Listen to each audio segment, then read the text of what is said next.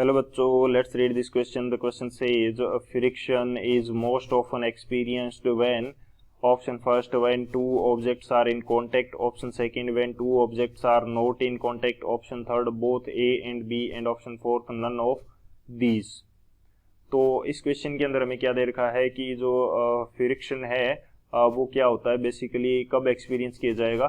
तो बात करते हैं हम लोग की कंसेप्ट की यदि बात की जाए की कंसेप्ट, तो की कंसेप्ट हमारे पास क्या होगा. सबसे पहले हमें ये पता होना चाहिए कि फ्रिक्शन जो है वो होता क्या है. हम सबसे पहले बात करेंगे फ्रिक्शन की.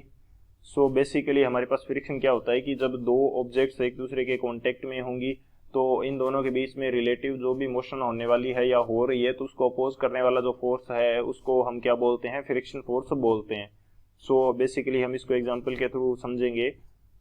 यहाँ पे मैं मान लेता हूँ कि मेरे पास एक ऑब्जेक्ट है या सरफेस फर्स्ट, मैं इसको बोल सकता हूँ. ये मेरे पास क्या हो जाएगी, सरफेस फर्स्ट हो जाएगी.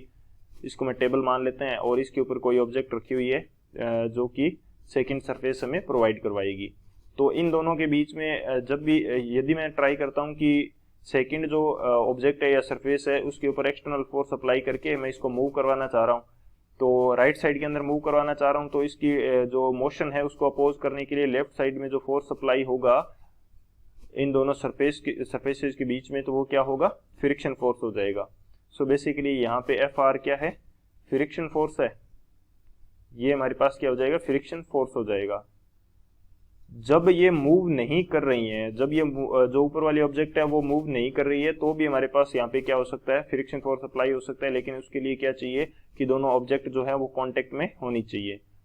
यदि दो कंडीशन हो सकती है कि एफ एक्सटर्नल फोर्स जो है वो ज्यादा है किससे, फ्रिक्शन फोर्स से, तो हमारे पास उस कंडीशन के अंदर क्या होगी, मूवमेंट होगी.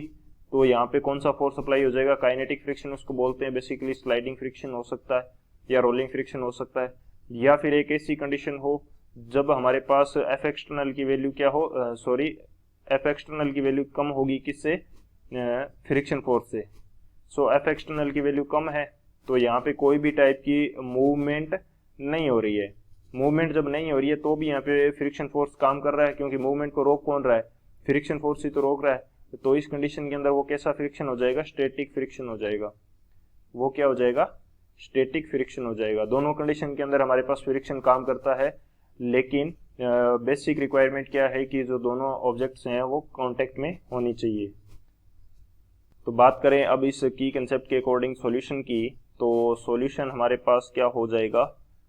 हमने ये देख लिया कि जब कांटेक्ट में हो तभी जो फ्रिक्शन है वो अप्लाई हो सकता है. बेसिकली यदि मैं बात करता हूँ कि एक ऑब्जेक्ट या एक सरफेस तो मेरी ये है, सेकंड सरफेस मेरी दूसरी यहाँ पे है, और दोनों के बीच में कोई कांटेक्ट ही नहीं है, तो ये दोनों एक दूसरे के ऊपर किस प्रकार से फ्रिक्शन अप्लाई कर सकती हैं, कोई भी यहाँ पे जो कंडीशन है वो नहीं बनती. इन दोनों के बीच में, फर्स्ट एंड सेकंड के बीच में कोई भी फ्रिक्शन यहाँ पे नहीं होगा. यहाँ पे क्या हो जाएगा, नो फ्रिक्शन हो जाएगा इन दोनों के बीच में, क्योंकि कांटेक्ट नहीं है. क्या नहीं है, दोनों के बीच में कोई भी कांटेक्ट नहीं है. कांटेक्ट नहीं होने की वजह से फ्रिक्शन नहीं होगा, और यदि ये कांटेक्ट में होती है तो फ्रिक्शन क्या हो जाएगा, अप्लाई हो जाएगा. बेसिकली हम जनरली भी बात भी करते हैं कि एयर रेजिस्टेंस या एयर फ्रिक्शन भी हमारे पास लगता है.